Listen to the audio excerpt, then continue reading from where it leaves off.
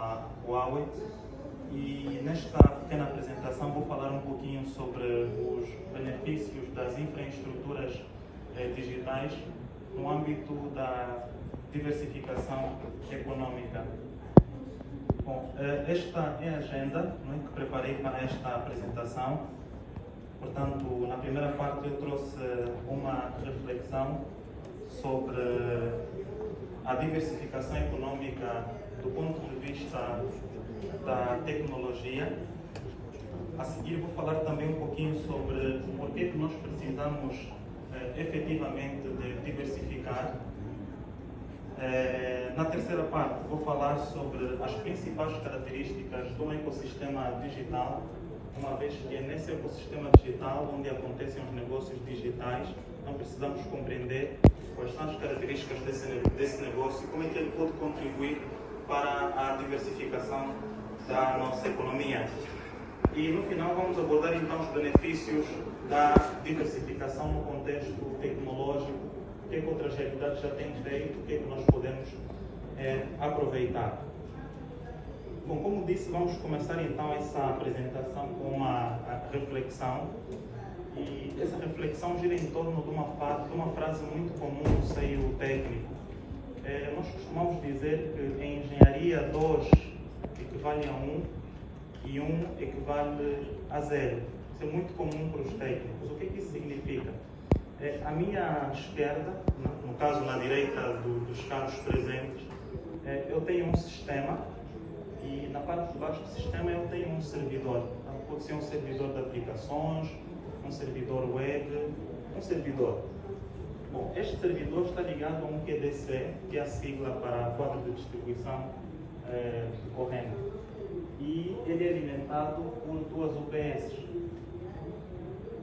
Junto a essas UPS, nós temos ali unidades de comutação, que permitem então ligar ou desligar esse disjuntor e que permitem também o abastecimento elétrico do mesmo. Bom, como é que esta frase se aplica nesse contexto? Bom, se por alguma razão nós perdemos um dos comutadores elétricos, como podemos visualizar ali no desenho, nós continuamos a ter a continuidade dos nossos serviços. Então é neste sentido que 2 é 1, na prática. Bom, e em que sentido é que 1 é 0 no contexto da tecnologia? Bom, 1 é 0 nesse cenário. Bom, se os caros presentes repararem, nós temos uma diferença do desenho anterior nesse cenário. Aqui, o nosso servidor só está a ser alimentado por uma única fonte elétrica. E qual é o problema dessa arquitetura? Bom, se nós perdermos a nossa fonte de alimentação, então automaticamente nós perdemos os serviços. E talvez nós estejamos a nos perguntar o que isso tem a ver com diversificar. Bom, se nós olharmos mais de perto para a definição do que é diversificar, dito de forma muito direta e específica, basicamente nós estamos a falar da redução da dependência de uma forma de abastecimento econômico, por assim dizer. Nós deixamos de depender única e exclusivamente de uma forma da indústria e abrimos também para outros negócios. Basicamente essa é a ideia. Então, no contexto tecnológico, acontece algo similar. Eu deixo de ter apenas uma fonte elétrica e passo a ter duas, ou seja, tenho abertura, mais fontes, perco uma, tenho uma segunda alternativa. Eu trouxe aqui um exemplo para ilustrar o que estou a comentar. Esse exemplo gira em torno da economia global do município X. Então, 50% da produção econômica deste município X depende pura e exclusivamente da agricultura. E os demais, no caso, a produção dos demais bens e serviços, no caso do comércio e de outros bens materiais, estão distribuídos, como podem visualizar ali na imagem. Bom, é interessante notar nessa imagem, nesse exemplo, que se nós perdermos a principal fonte de abastecimento econômico deste município hipotético, automaticamente o município vai ter sérios problemas. Então, por isso é que eu trouxe essa introdução para poder justificar porque é que nós precisamos efetivamente de outras formas de contornar a dependência de uma única forma de economia. Então, por assim dizer, a diversificação da economia tem justificativa e nós podemos usar muitos outros exemplos para isso. Bom, Já falamos sobre o porquê que nós precisamos efetivamente de diversificar, mas é importante também referir que essa diversificação vai acontecer no ecossistema digital, né? Então, quais seriam as principais características de um ecossistema digital, né? O que é que acontece no seio, por exemplo, de um lugar em que os negócios são digitais? Quais são as principais características desse ambiente? Bom, tudo começa conosco, os seres humanos, ou seja, os contribuintes. Como podem ver no desenho, esses três elementos representam as pessoas de uma forma geral: as empresas, os clientes, os contribuintes, enfim, aquelas pessoas que participam ativamente no ambiente de negócios. Bom, estas pessoas, esses clientes, eles buscam serviços, buscam, vamos assim dizer, aplicações, buscam o que existe nos mercados. Só que esse mercado é um mercado diferente daquele que nós estamos habituados. Esse é um mercado digital. Bom, se eu quiser comprar uma camisa, eu vou numa praça comum. Mas no contexto do ecossistema digital, eu não vou num mercado comum. Por exemplo, eu não vou no São Paulo. Eu vou, por exemplo, numa loja virtual. Ou seja, eu vou numa praça virtual. Vou numa cantina digital. Essa é a realidade do ecossistema digital. Bom, algo interessante nessa imagem é que para o utilizador chegar até o mercado, ele precisa passar por um caminho. Bom, eu fico na manhã, quero chegar até o mercado de São Paulo, preciso passar por um lugar, por um caminho. Do ponto de vista tecnológico, esse caminho é conhecido como infraestrutura, é conhecido como redes de telecomunicações, que é formada por antenas, é formada por cabos de fibra óptica, é formada por access points e por toda uma gama de hardwares que juntos permitem que os utilizadores saiam de onde estão, notem, de forma digital até o lugar em que se encontram então os serviços. Bom, mas esse ecossistema tem mais dois elementos. Bom, esses dois elementos são os seguintes. O primeiro deles é a regulamentação. Nós não podemos esquecer da regulamentação ou do legislador. O legislador basicamente vai definir o que é que pode ser aceito do ponto de vista de troca de mercadorias, do ponto de vista da precificação e assim por diante neste ecossistema.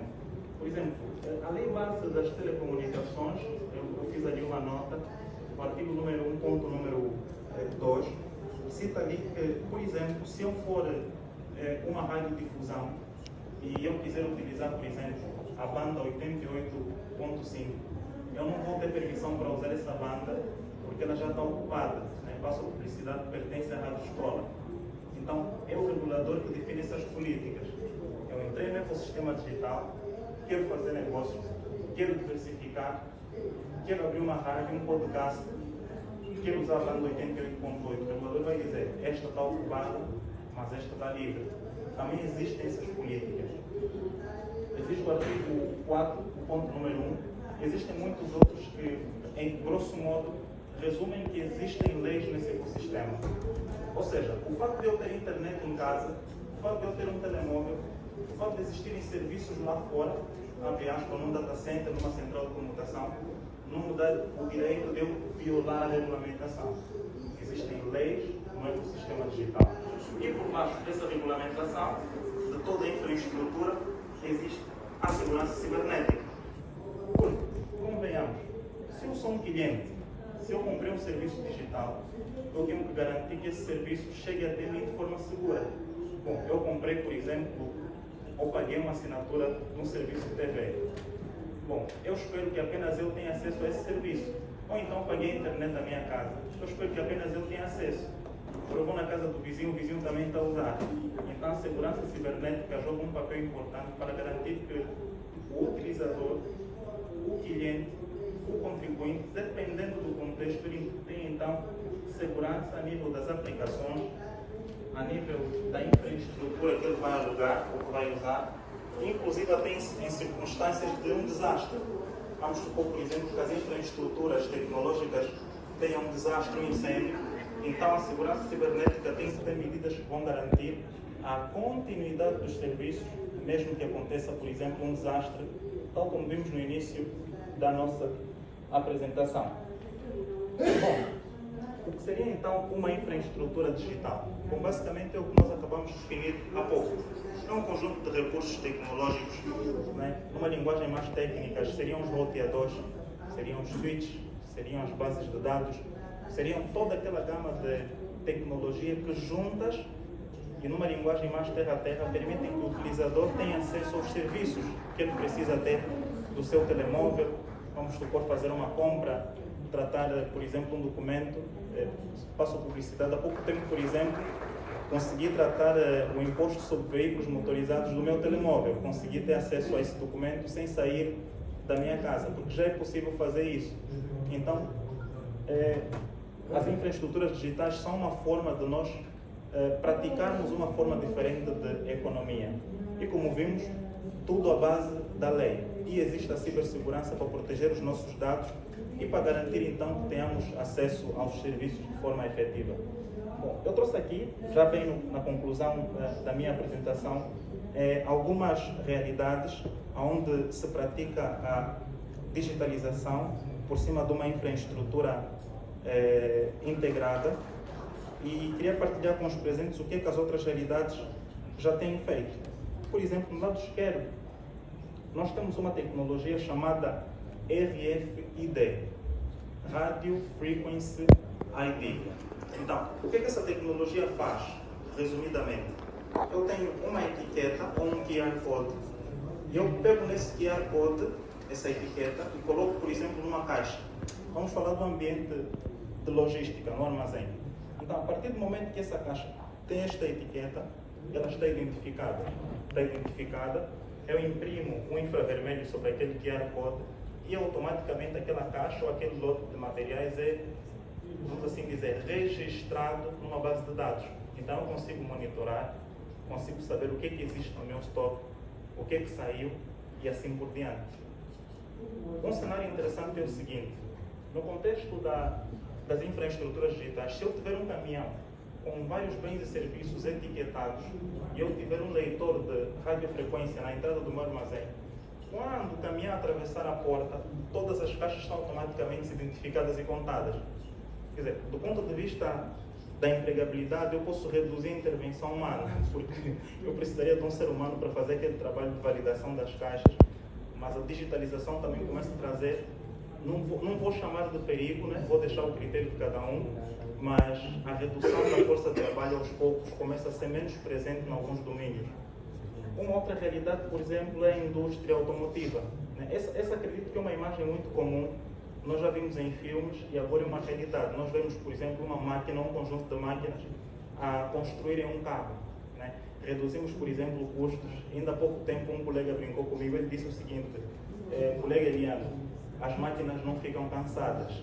Quer dizer que se você quer sair às 17, a máquina vai continuar a trabalhar até o outro dia, então se prepara. Então achei muito interessante, mas as máquinas realmente cada vez mais estão a ter um espaço em algumas indústrias. No setor da saúde também é uma realidade. Acredito que alguns presentes possuem smartphones ou então smartwatches, que são telefones digitais. Na parte da saúde, o que é possível fazer? Nós conseguimos, por exemplo, medir a nossa frequência cardíaca. Por exemplo, como é que está o batimento do meu coração nesse momento? Bom, estou aqui diante de um público a fazer uma apresentação, vamos sair bem, não vamos sair bem? Então, a inteligência artificial e as tecnologias podem permitir com que eu tenha uma ideia de como é que está a minha frequência cardíaca nesse momento.